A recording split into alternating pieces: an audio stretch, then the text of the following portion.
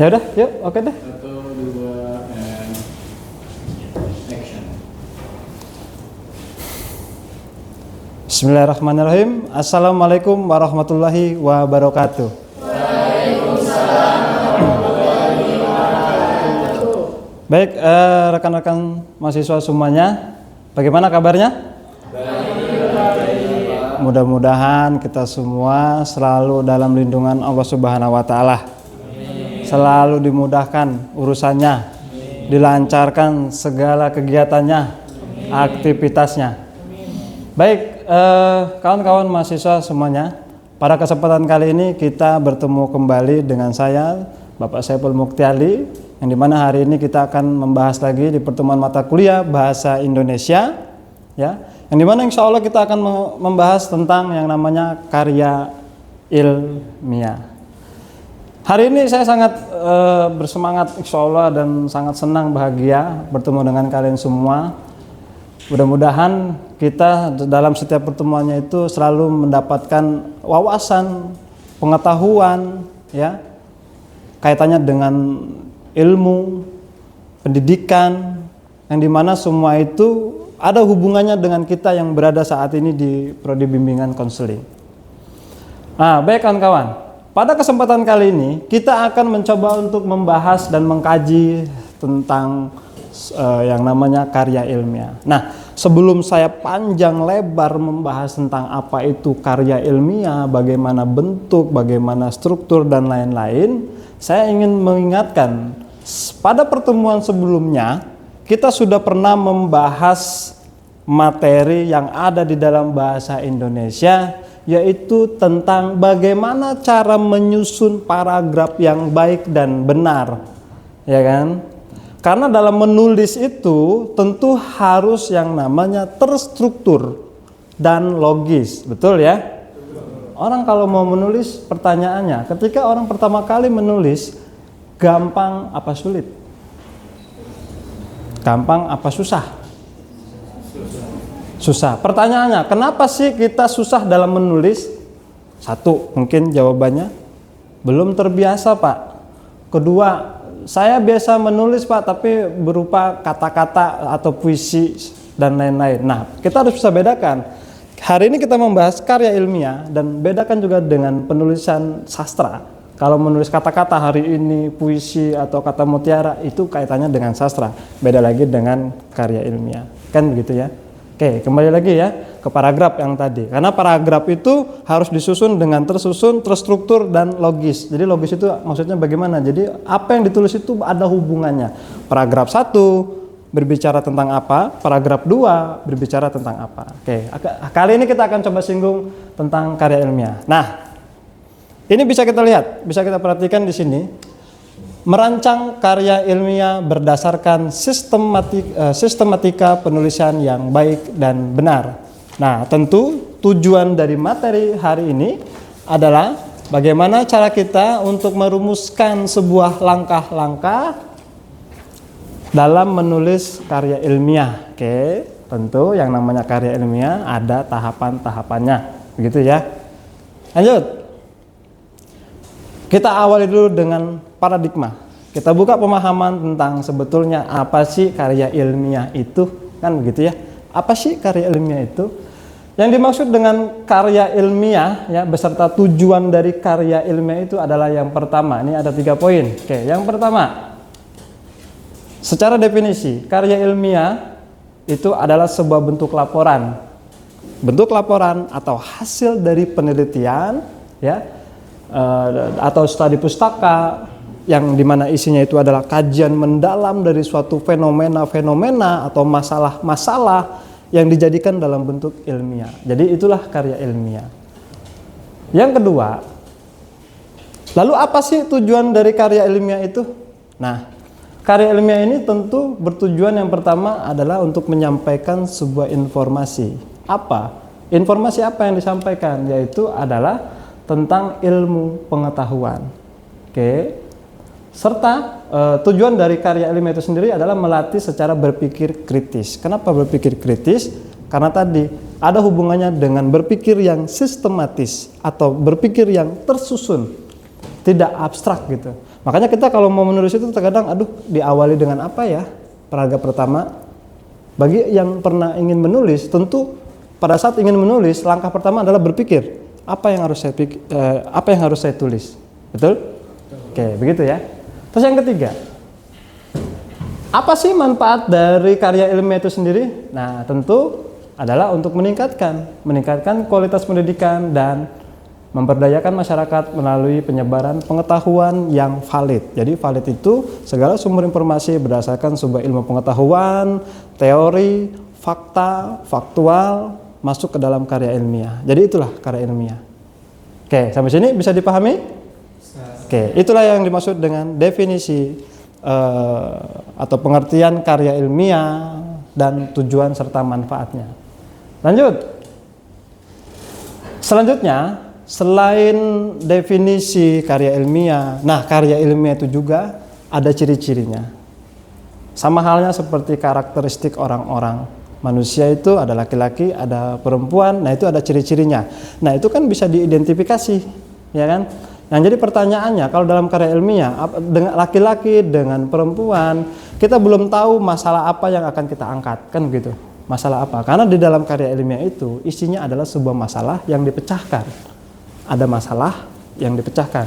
Itu adalah karya ilmiah. Jadi ciri-ciri karya ilmiah itu sendiri yang pertama adalah sistematis. Nah ini yang tadi saya singgung, sistematis dan logis. Yang dimaksud dengan sistematis dan logis itu adalah ya struktur terorganisir dengan alur pemikiran yang runtun, berurutan. Ibarat pidato itu ada pembuka, ada isi, ada penutup. Oke, semuanya itu harus tersusun secara sistematis. Yang kedua, objektif dan faktual. Kenapa karya ilmiah harus objektif? Kenapa harus faktual? Apa kira-kira? Agar orang lain percaya. Betul, salah satunya adalah agar orang lain bisa percaya dengan apa isi dari tulisan itu. Kenapa? Ya karena faktual dan objektif. Kenapa objektif? Karena penilaian dan hasil dari sebuah masalah itu tidak bisa secara subjektif saja, kan gitu. Harus dalam ruang lingkup lebih besar, yaitu objektif, kan gitu. Nah itu adalah karya ilmiah. Lalu ada etis dan kredibel. Nah, salah satunya adalah etis dan kredibel ini untuk mematuhi etika penulisan. Jadi, menulis juga ada etikanya. Bukan hanya seorang manusia yang hidup itu ada etika profesi, ada etika masyarakat, ada etika budaya, sosial. Jadi menulis pun ternyata ada etikanya. Apa sih yang dimaksud dengan etika? Yang pertama yaitu adalah mematuhi etika, menghindari plagiarisme. Oke, apa itu plagiarisme? Copy paste. Plagiat itu adalah copy paste yang tidak diparafrasa, mengambil kutipan yang dijiplak langsung tanpa ada parafrasa gitu kan. Nah, itu mengcopy paste namanya. Terus menyertakan sumber yang valid, itu etikanya. Jadi sumber-sumber yang valid. Pertanyaannya, Pak, maksudnya apa sih sumber yang valid dalam karya ilmiah? Jadi yang dimaksud dengan sumber yang valid itu adalah sumber referensi. Pertanyaannya, sumber referensi kita bisa dapatkan di mana? Salah satunya adalah buku, kedua jurnal, terus ketiga e-book, ya. Nah kalau zaman sekarang gampang, tinggal cari e-book, jurnal, e-book, buku. Nah kalau dulu kita lebih terpacu kepada buku, sumber referensi. Kalau dulu mau menulis karya ilmiah, jadi saya pribadi kalau mau menulis karya ilmiah, satu paragraf itu saya harus mencari satu sumber buku. Kalau sekarang mencari satu sumber buku tidak harus pergi ke toko, tinggal duduk manis di rumah, pasang wifi, internet, cari di Google, semuanya muncul. Betul ya? Betul. Tapi catatan, apa yang kalian baca diingat-ingat, tahun terbitnya, penerbitnya, penulisnya. Itu yang disebut dengan sumber referensi yang valid. Nah, itu harus diperhatikan. Yang menulis ini kita bisa lihat juga track recordnya, siapa penulisnya. Itu kalau ingin melibatkan penulisan yang kredibel gitu ya, yang lebih aktual. Nah, jadi gitu.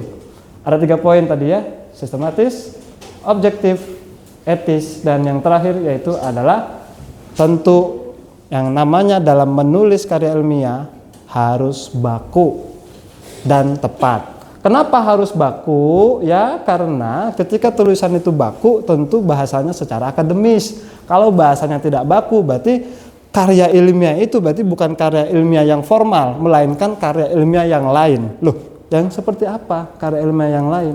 Bisa jadi karya ilmiah populer namanya. Kita sering melihat ya berita-berita editorial, kalau pernah baca teks editorial itu disebut dengan karya ilmiah, cuman bedanya karya ilmiahnya lebih ke tidak formal. Teks berita bahasanya tuh bahasa yang gampang kita mengerti gitu.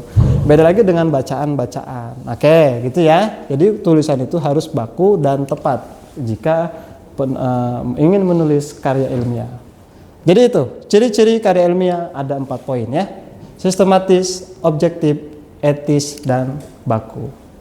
Lanjut. Nah, kaitannya dengan penulisan karya ilmiah, tentu tadi saya sudah singgung tentang sistematika. Sistematika itu apa? Sistematika adalah susunan terstruktur, ya, tersusun. Sistematika penulisan karya ilmiah merupakan yang pertama ada bagian pembuka. Nah, ini kalian perlu ingat. Dalam menulis karya ilmiah itu ada namanya pembuka. Tadi yang saya sempat singgung, kalau orang mau pidato ada pembuka, ada isi, ada penutup. Nah, karya ilmiah juga sama, ada pembuka, ada isi, ada penutup. Cuman bedanya agak panjang. Pembukanya yang pertama yaitu harus ada judul.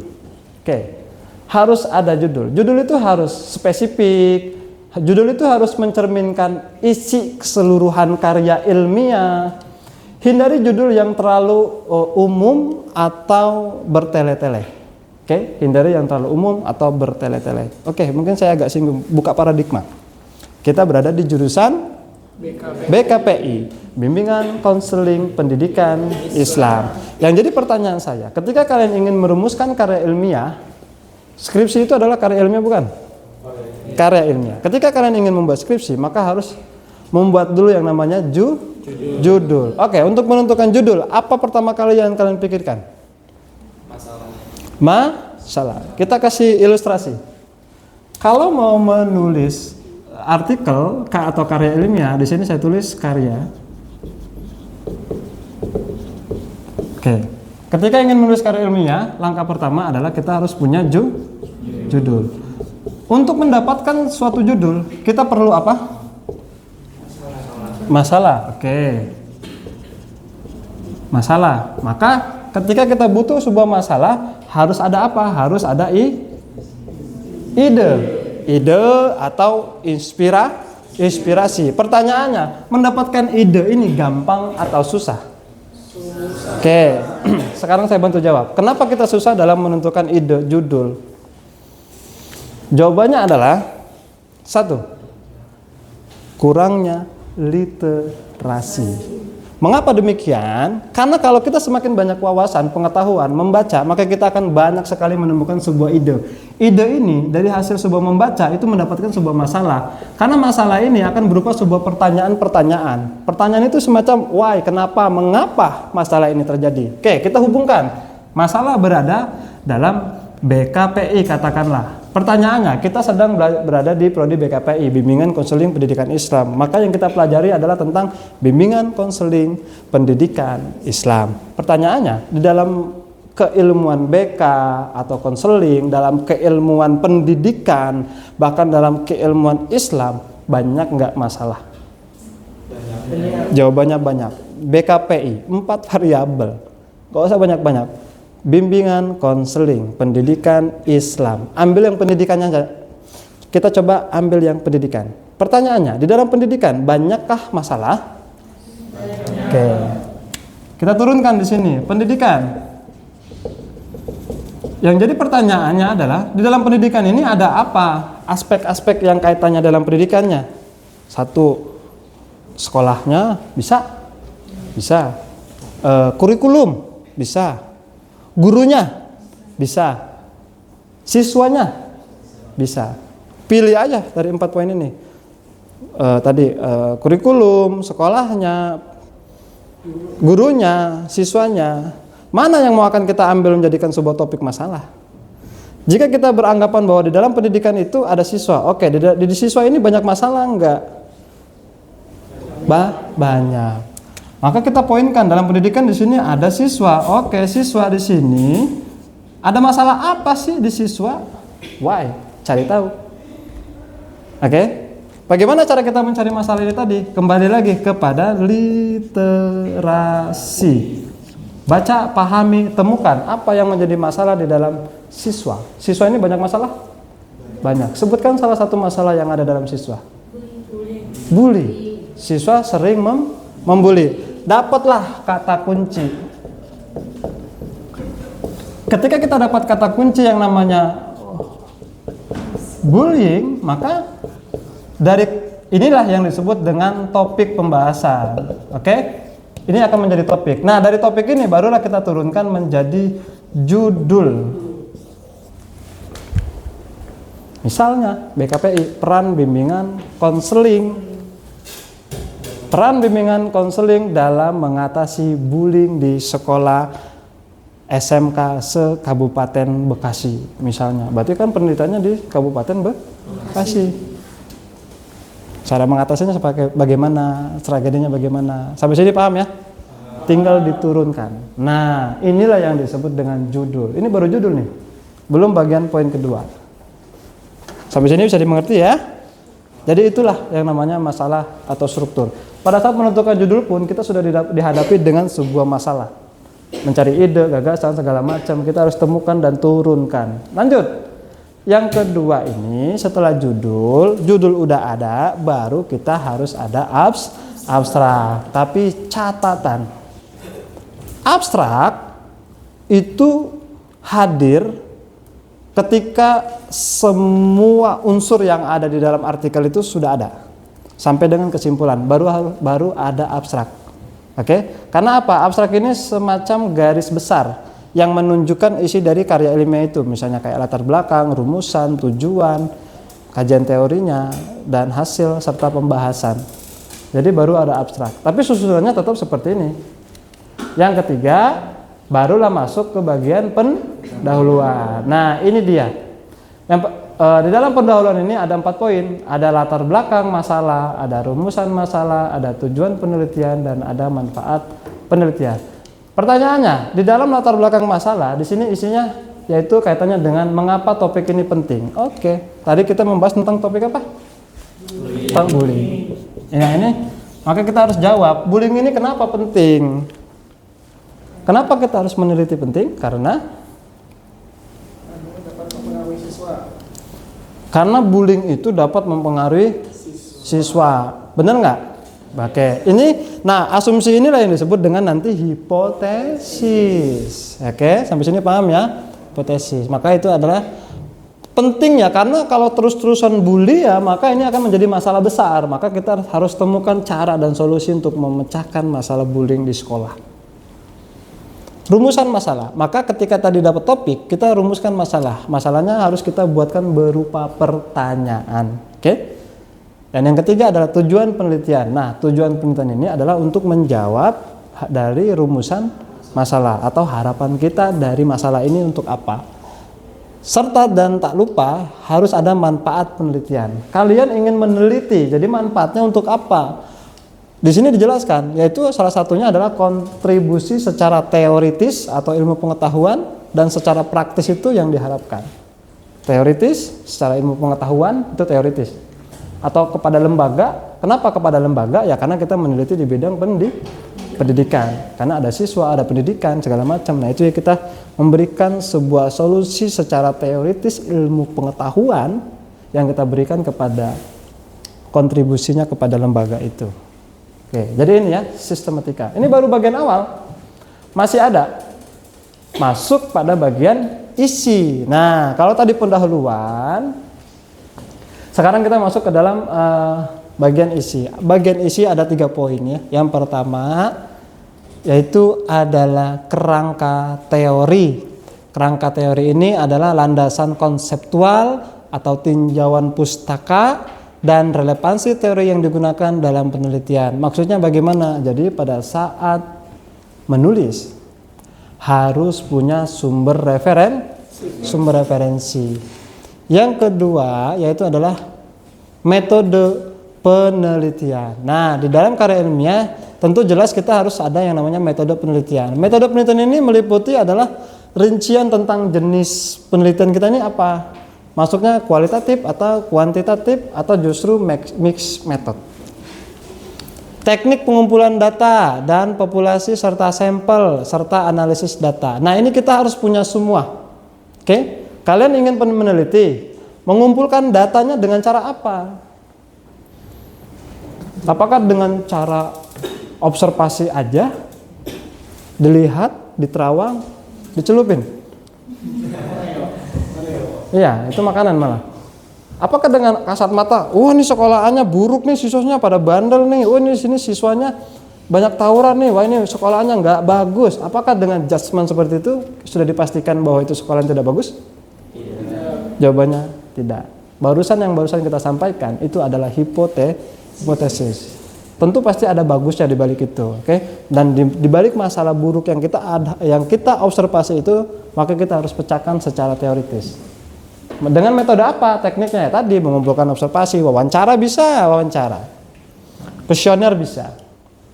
Yang ketiga, hasil atau pembahasan. Nah, di dalam bagian ini adalah ada bagian pembahasan. Pembahasan ini biasanya disebut dengan interpretasi. Interpretasi itu adalah membahas sebuah hasil dari penelitian. Jadi hasilnya itu apa sih? Membahas apa sih? Kesimpulannya apa sih? Garis besarnya apa sih dari masalah tadi? Dijelaskanlah secara mendalam ya, dan harus berhubungan dengan teori sebelumnya. Jadi apa yang kita bahas harus sesuai dengan teori sebelumnya yang kita masukkan ke dalam sumber referensi. Kayak begitu ya. Nah, bagian ini biasanya kerangka teori ini biasanya masuk dalam kategori bab 2, metode penelitian ini masuk kategori bab 3-nya, pembahasan adalah bab 4-nya. Oke. Dan yang terakhir yaitu adalah penutup.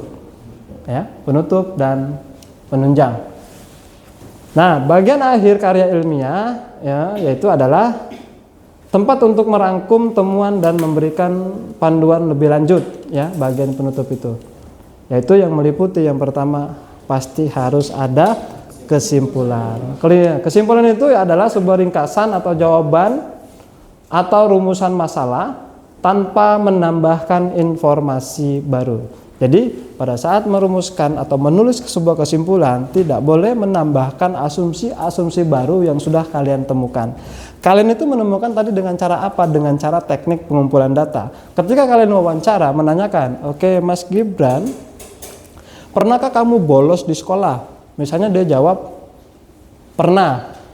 Sedangkan kita menjelaskan di kesimpulan, dia pernah sampai nggak masuk 8 bulan. Kan berlebihan.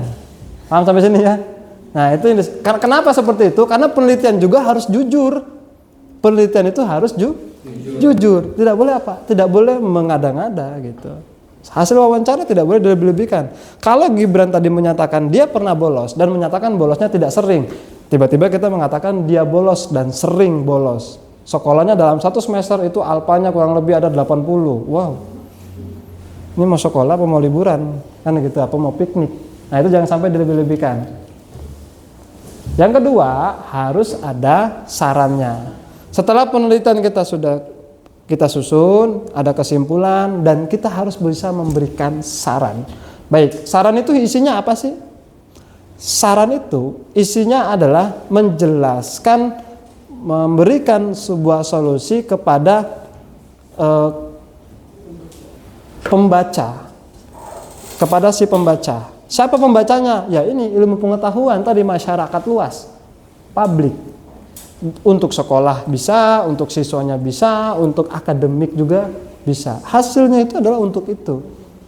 Maka disebutlah karya ilmiah itu adalah secara akademis ilmu pengetahuan yang faktual, ya kan? Dan yang terakhir, tentu harus ada daftar pustaka. Nah, Daftar pustaka ini sumber-sumber yang diacu yaitu harus relevan dan terbaru. Disusun juga sesuai dengan citasi. Kenapa sih sumber itu harus terbaru? Oke, apa jawabannya? Menarik minat. Satu, menarik minat. Ada lagi? Relevan. Oh, sudah ada jawabannya di situ. Relevan. Kenapa coba sumber referensi itu harus terbaru? Apa jawabannya? Karena paling sesuai dengan kondisi. Paling sesuai? Boleh, bisa jadi, tapi kurang tepat. Trending. Mendekati. Saya jawab. Kenapa sih daftar pustaka atau sumber referensi itu harus terbaru? Jawabannya adalah karena yang namanya ilmu pengetahuan itu bersifat dinamis. Kenapa dinamis? Karena bisa berubah, bisa bergeser. Gambarannya seperti apa, Pak? Gambarannya seperti apa? Contohnya seperti apa? Contoh. Kalau budaya zaman dulu, tahun 80-an, mungkin 90-an atau 70-an setelah merdeka, orang zaman dulu misalnya secara stylish senangnya pakai baju apa? Zaman dulu mungkin celananya cutbray. Ya. Kembali lagi ke celana yang ngerecet gitu ya namanya ya, atau apa tuh ngerecet? Jeans. Nah, ada pergeseran nggak itu namanya? Iya, ada pergeseran kan? Itu disebut dengan salah satu pergeseran budaya.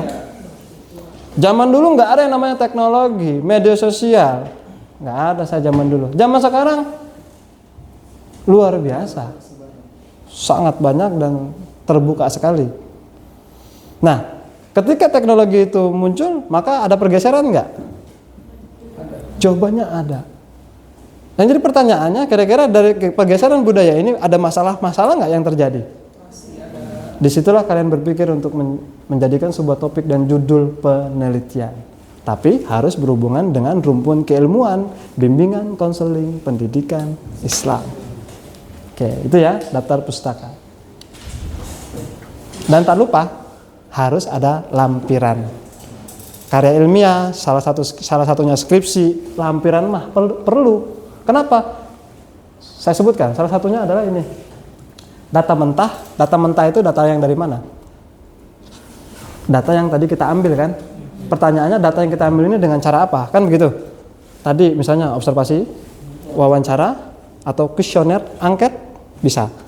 Semuanya itu dalam bentuk yang udah dalam bentuk draft. Udah dibuat, udah disusun oleh kita, dan akan dilampirkan dalam bentuk dokumennya.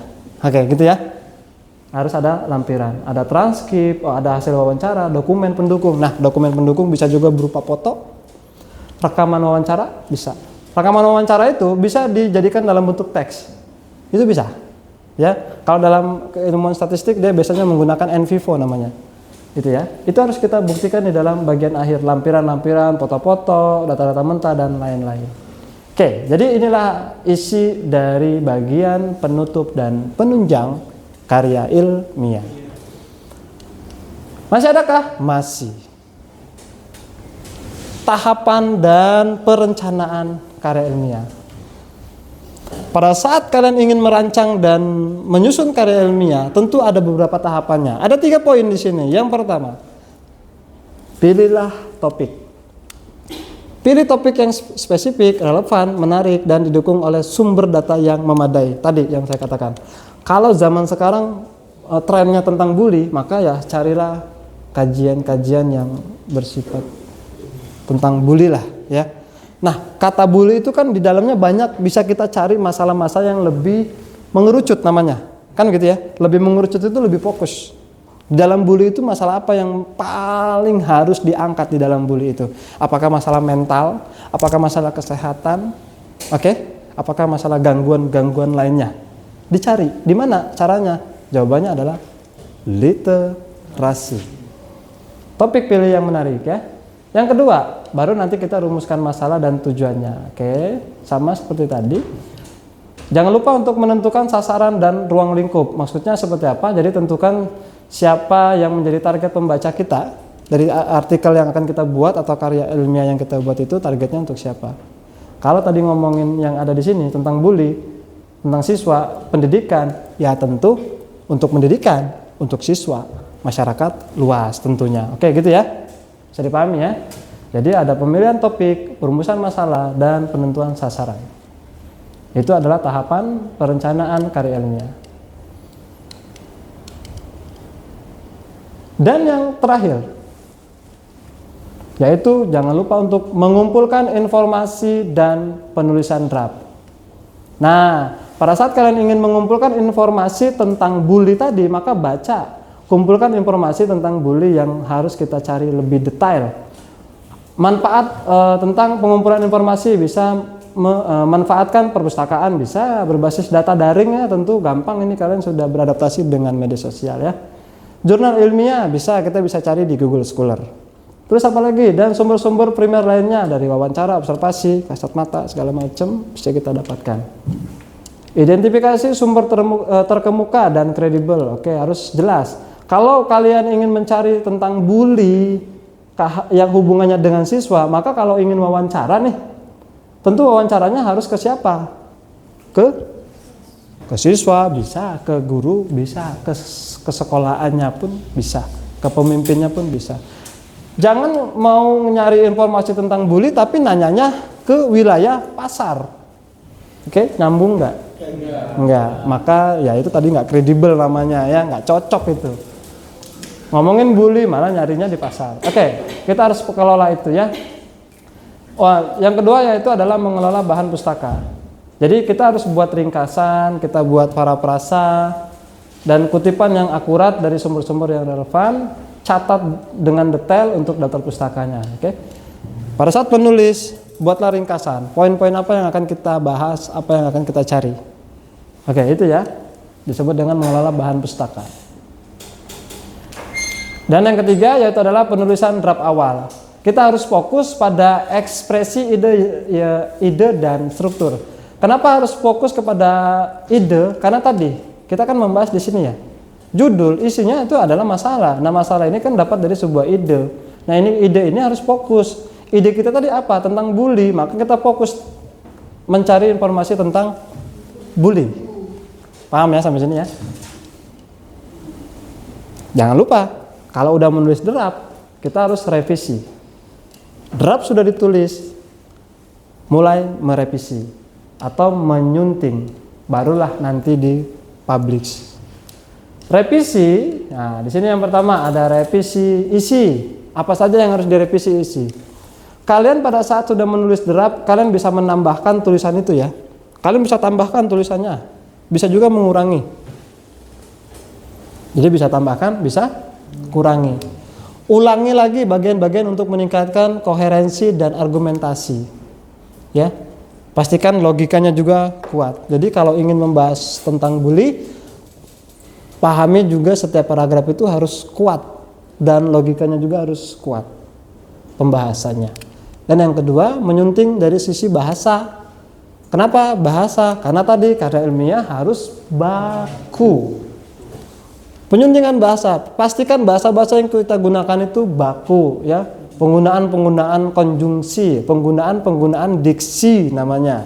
Nah, itu bisa kita pelajari. Kita bisa cari juga di sumber-sumber internet tentang konjungsi, diksi dan lain-lain.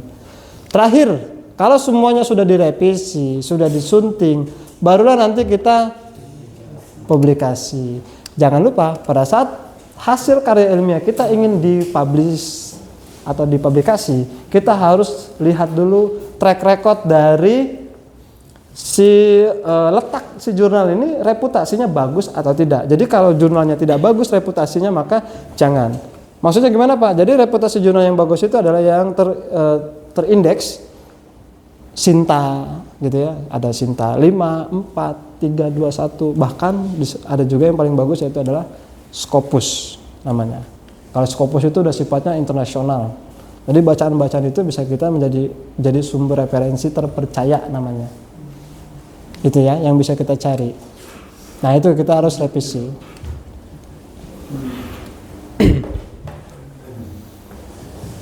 Jadi kesimpulannya dalam karya ilmiah itu yaitu harus perencanaan yang matang.